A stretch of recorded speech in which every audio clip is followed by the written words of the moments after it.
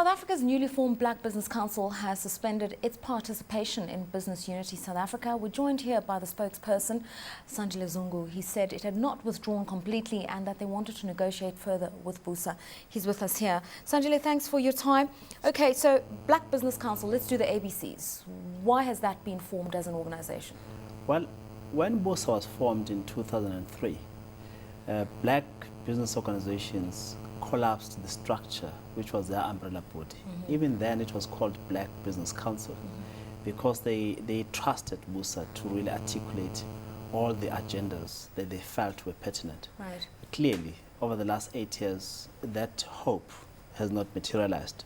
So they've thought the best thing is to form that organization, which will be an umbrella body, which will give them character and strength to then go into Busa from a position of strength. This is not the first time that a black business organization expresses a lack of confidence in Business Unity SA. We know of the Black Management Forum and their withdrawal earlier on in the year. What are the problems at Busa? Because effectively it's seen as the amalgam of a variety of groupings that represent corporate SA. Well, absolutely. I think Busa is a microcosm of what happens in society. You know, apartheid and its legacies are quite deep. So social dialogue in South Africa becomes quite strained, and naturally the future lines will be history versus the future. So Busa is no exception. You know, the issues that black business believe in are issues of inclusivity.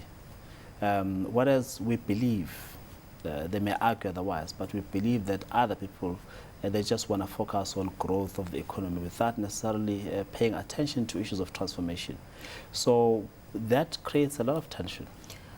In what ways is Busa not addressing the issue of transformation? And I'm going to say here, for the longest time, organizations like the Black Management Forum were part of Busa. They were a constituent voice within Busa. Why did they not ensure that transformation was critical to the agenda?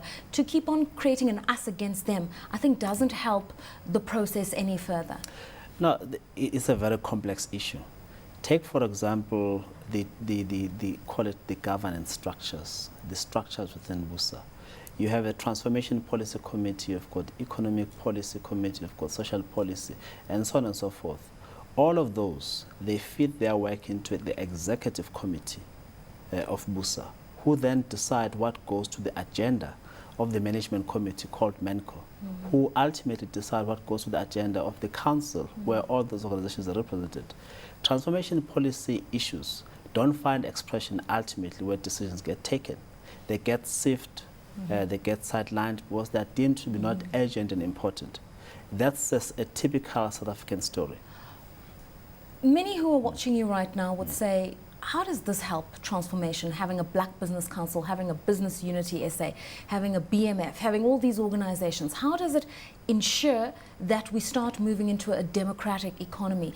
Because in many ways, it almost reinforces the polarities of the society.